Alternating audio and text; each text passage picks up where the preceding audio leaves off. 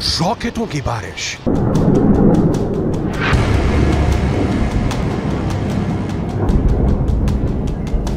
मिसाइलों की विध्वंसक मार,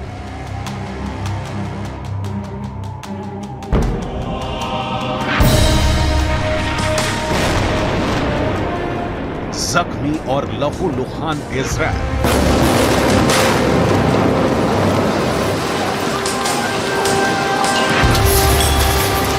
कहां है अमेरिका?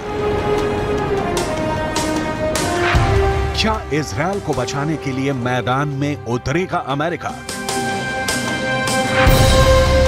क्या वर्तमान हालात से लड़ने के लिए इजराइल को हथियारों की सप्लाई भी करने वाला है अमेरिका? अमेरिका के राष्ट्रपति जो बाइडेन का इजराइल को लेकर दिया गया सबसे ताजा बयान देखिए। आगे बताएंगे कि दोस्त इजराइल की रक्षा के लिए अमेरिका ने कौन सा सीक्रेट प्लान तैयार किया है। आतंकवादी हमलों के मद्देनजर इजराइल को अपनी और अपने लोगों की रक्षा करने का अधिकार है। यह इजराइल के किसी भी शत्रु के लिए इन हमलों का फायदा उठाने का वक्त नहीं है। दुनिया देख रही है।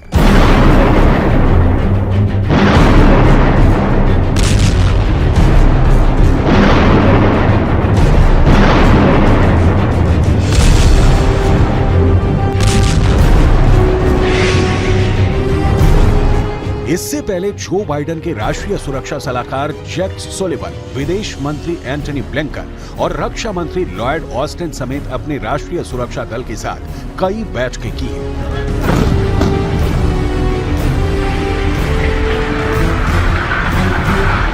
अमेरिका एक्शन में है क्योंकि मध्य पूर्व में इजराइल के बिना उसका अस्तित्व अधूरा है।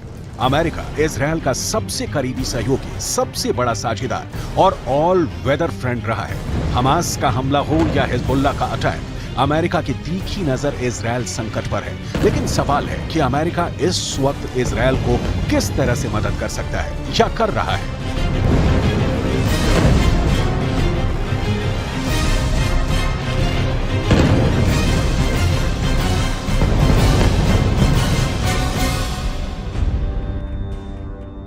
मिस्र, तुर्की, कतर, सऊदी अरब, जॉर्डन, ओमान, संयुक्त अरब अमीरात। अमेरिका इन देशों से संपर्क में है, लेकिन इन देशों ने तो हमास के हमले का समर्थन किया है। ये देश एक सुर में इजराइल की निंदा कर रहे हैं। इजराइल से इन देशों का अलग अलग समय पर अलग अलग मुद्दों को लेकर तनाव रहा है। ये सारे देश इजराइल से बदला लेने की फिराक में रहते हैं और हमास के हमले के बाद इन देशों को इजराइल से बदला लेने का मौका मिल गया है। लिहाजा अमेरिका इन देशों के संपर्क में रहकर बहुत बड़ा कुछ कर पाएगा, इसकी उम्मीद नहीं ही करनी चाहिए। ऐसे में सवाल है कि अमेरिका इजराइल को किस तरह से मदद पहुंचा रहा है। इसकी डिटेल आपको दिखाएंगे, लेकिन उसके पहले वो देखिए जिसे लेकर कहा जा रहा है कि इस युद्ध के लिए जो बाइडेन ही जिम्मेदार है। कहा जा रहा है कि जो बाइडेन ने कैदियों की अदला बदली के साथ ही ईरान के लिए जो $6 अरब का फंड दिया, उसी ने इजराइल पर हमास के हमले का रास्ता खोल दिया। ईरान हमास और हिजबुल्लाह का समर्थन, पैसा, ट्रेनिंग और शरण देकर करता है। ईरान के बिना इजराइल पर हमले की हिम्मत और कुव्वत हमास में कतई नहीं है। लिहाजा अमेरिका में सवाल पूछा जा रहा है। फ्लोरिडा के गवर्नर रॉन डेसेंटिस को सुनिए। ईरान ने इजराइल के खिलाफ इस युद्ध में फंडिंग में मदद की है और जो बाइडेन की नीतियों ने ईरान के खजाने को भर दिया है।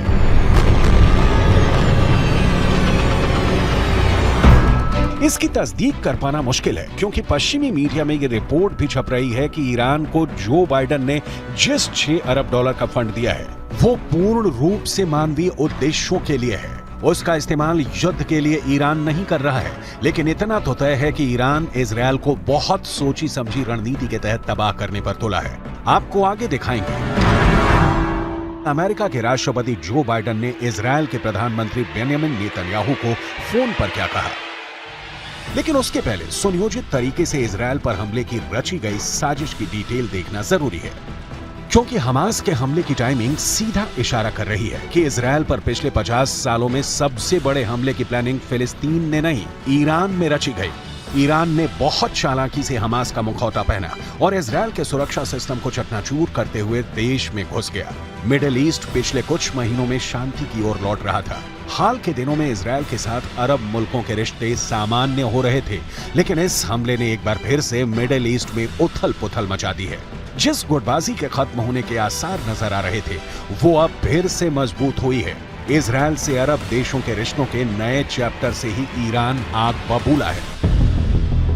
शांति स्थापित होती तो फिर फिलिस्तीन के लिए आवाज उठाने वाला कोई नहीं बचता। ऊपर से ऐसा होने पर ईरान को भी घाटा था, क्योंकि वो मध्य पूर्व में अलग थलग पड़ जाता। यही वजह है कि हमास के हमले के बाद उसके समर्थन में आवाज उठाने वाले पहले मुल्कों में ईरान शामिल रहा है। रॉयटर्स की रिपोर्ट के मुताबिक अमेरिका, सऊदी अरब और इजरायल के बीच रिश्ते सामान्य करवाने में जुटा है। इसके बदले में सऊदी अरब को अमेरिका के साथ एक रक्षा समझौता करने का मौका मिलता।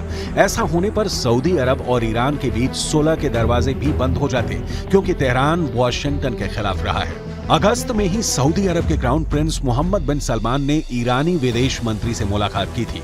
सऊदी अरब अगर इजरायल के करीब जाता है तो इससे ईरान संग उसके सुधर रहे रिश्ते पटरी से उतर जाते। साथ ही साथ फिलिस्तीन का मुद्दा भी ठंडे बस्ते में चला जाता। ईरान फिलिस्तीन का कट्टर समर्थक रहा है, लिहाजा इजरायल सऊदी अरब की दोस्ती होती तो हमास और फिलिस्तीन चरमपंथी समूह का अस्तित्व ही संकट में पड़ जाता। ऐसा किसी भी हालत में नहीं होने देना चाहता। माना जा रहा है कि इसी के चलते हमास ने इजरायल को निशाना बनाया, ताकि फिर से फिलिस्तीन के लिए आवाज बुलंद हो सके। लेकिन मुद्दा सिर्फ फिलिस्तीन नहीं है, मुद्दा पूरा मध्य पूर्व है, जहां चीन का भी इंटरेस्ट है और अमेरिका मध्य पूर्व में बढ़ते चीन के प्रभाव से भी आशंकित है।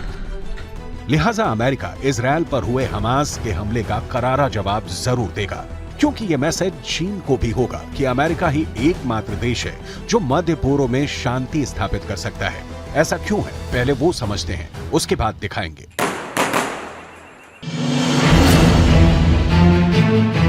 अमेरिका से इजरायल को भेजी गई मदद की सबसे बड़ी खेप की डिटेल क्या है?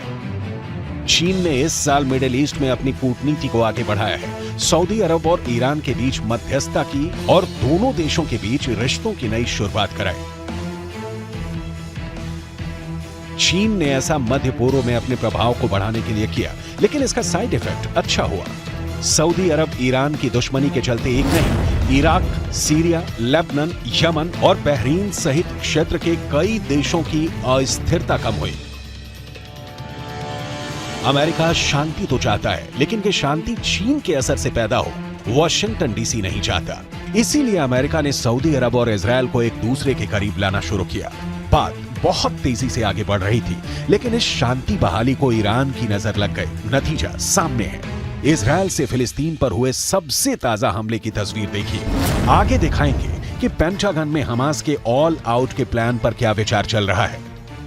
अमेरिका इजरायल के साथ खड़ा है, मदद कर रहा है, तो ये इजरायल को मजबूत करने से ज्यादा अमेरिका के लिए फायदे का सौदा है। मध्य पूर्व में खेले गए खूनी खेल के बारे में इसलिए कहा जा रहा है क्योंकि इसमें 3 देशों की हिस्सेदारी है। पहला, रूस, जिसकी हमास से निकटता की खबरें पश्चिमी मीडिया में खूब छपती हैं, और दूसरा ईरान का मामला तो खुला खेल फर्रुखाबादी वाला है। ईरान हमास को खुला प्रशिक्षण और राजनीतिक समर्थन देता है, जिसकी डिटेल आप देख चुके हैं। अब ईरान के राष्ट्रपति इब्राहिम रईसी ने फोन पर हमास के नेता से बात की है। तीसरा देश है चीन, जिसके लिए कहा जा रहा है कि हो सकता है चीन ने हमास को हमले की तकनीक बताई है।